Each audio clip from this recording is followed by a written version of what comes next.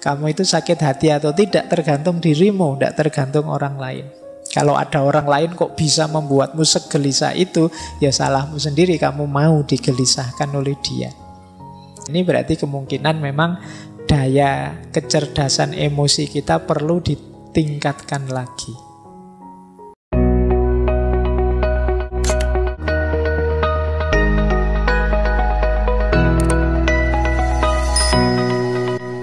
Nah, saya lanjut. Ini ciri-cirinya, ini umum saja ya. Semoga tidak ada yang tersinggung. Jadi ada yang emosinya rendah, kecerdasan emosi rendah, dan ada yang kecerdasan emosinya tinggi.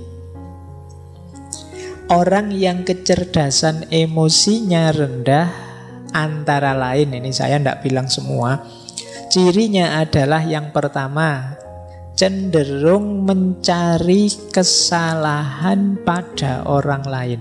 Kalau dia merasa tidak nyaman secara emosi, selalu mencari kambing hitam. Siapa ya yang membuat aku gelisah? Siapa yang membuat aku ruwet kayak gini? Selalu mencari keluar. Nah, ini ciri-ciri emosinya rendah. Paling tidak dia membiarkan dirinya disulitkan, direpotkan, digelisahkan oleh orang lain. Berarti dia tidak mampu mengontrol dirinya. Seperti kemarin-kemarin kan sering kita bilang bahwa kamu itu sakit hati atau tidak tergantung dirimu, tidak tergantung orang lain. Kalau ada orang lain kok bisa membuatmu segelisah itu, ya salahmu sendiri, kamu mau digelisahkan oleh dia. Nah, jadi cenderung menyalahkan orang lain. Yang kedua, tidak mampu mengungkapkan perasaan. Seneng tapi tidak berani mengungkapkan bahwa aku suka. Benci tapi takut mau bilang aku tidak suka. Ini daya kontrol emosi kita tidak bagus. Tidak cerdas mengungkapkan apa yang kita rasakan. Pak, saya tidak nyaman loh Pak ngaji kayak gini nih, tapi saya tidak berani ngomong lah. Nanti kalau saya ngomong diketawain orang semasjid ini misalnya. Itu ada sering kita itu dilanda kendala untuk mengungkapkan apa yang kita rasakan. Ya kita sulit milih ekspresi yang pas, diksi yang sesuai, yang tidak menyakiti orang seperti apa. Itu kita sulit milih. Ini berarti kemungkinan memang daya kecerdasan emosi kita perlu ditingkatkan lagi. Yang ketiga, suka menyerang, menginterupsi, mengkritik, memberi cap orang lain. Nah, agresif ke orang lain. Nah, ini ciri-ciri kecerdasan emosinya kurang tinggi. Saya mau bilang rendah kok sungkan.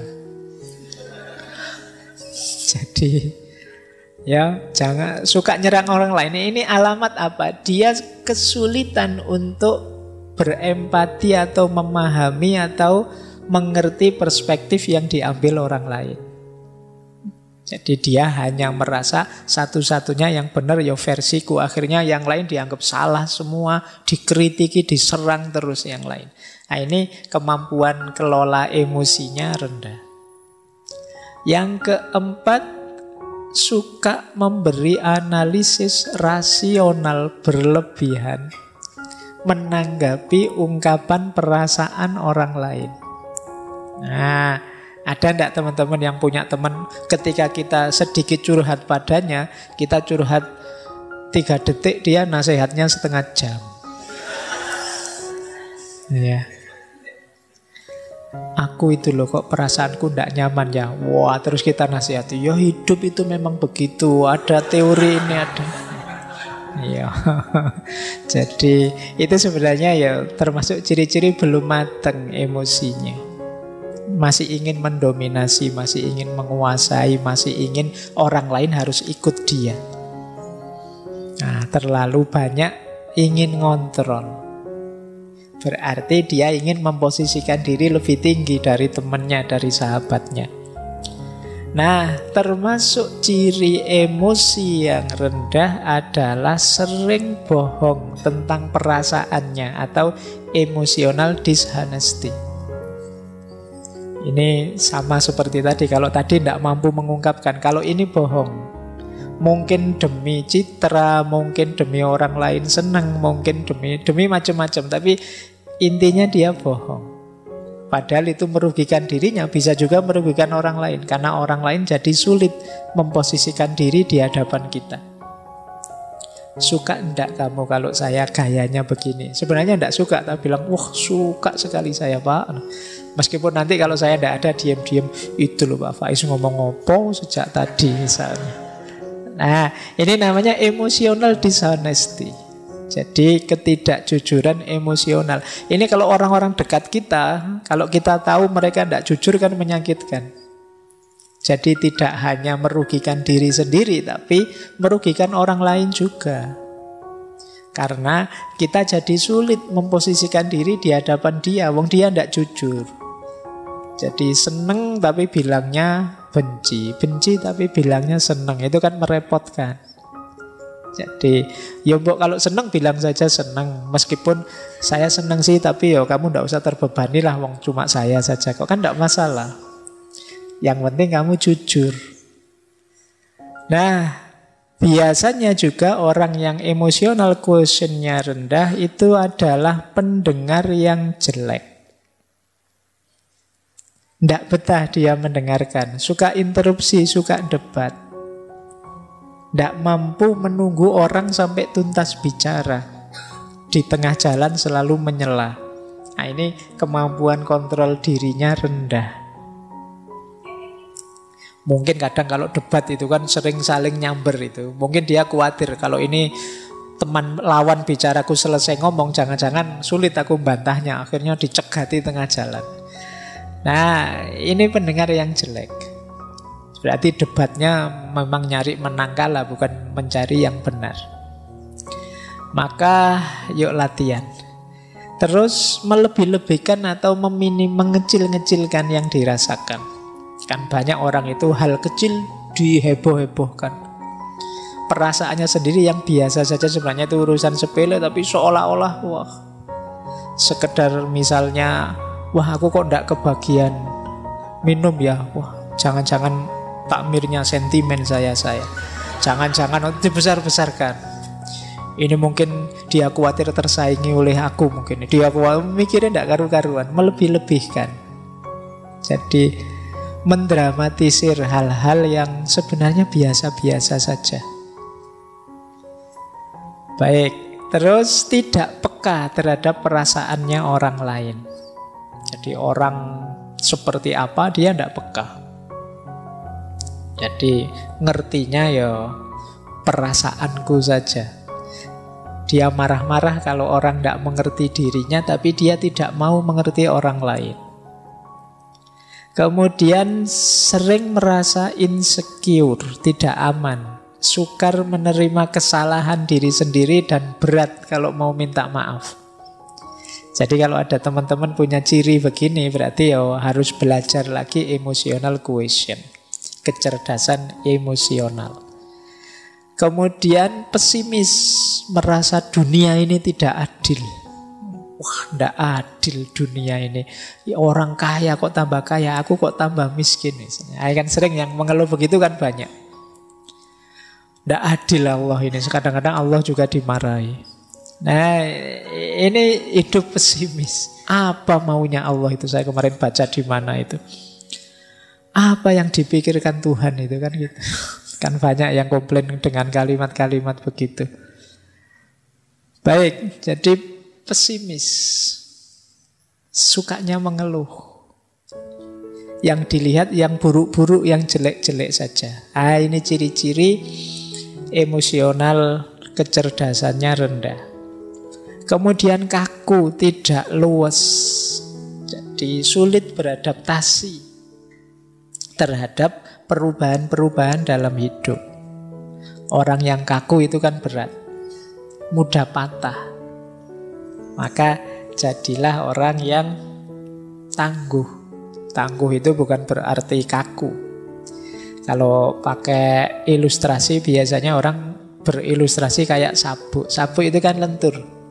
Jadi kadang-kadang dipakai di gigi 1 ya bisa, di gigi 2 bisa. Kalau kita sedang krempeng ya masih bisa pakai yang gigi paling awal. Nanti kalau sudah agak makmur bisa.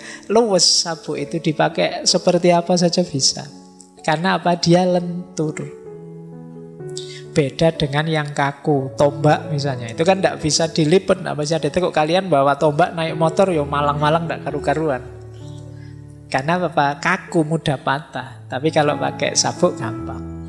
Itu maka orang-orang yang emosinya tidak bagus, cara pengendaliannya ya dia biasanya kaku. Sulit sekali dinego, sulit sekali dilembutkan. Terus biasanya kemudian jadinya tidak harmonis dengan orang, lebih harmonis dengan yang bukan manusia. Iya, dengan koleksinya, dengan binatang kesayangannya. Sampai kemarin ada yang menikah sama kambing itu ya. Mungkin dia sudah putus asa dengan manusia, itu dia.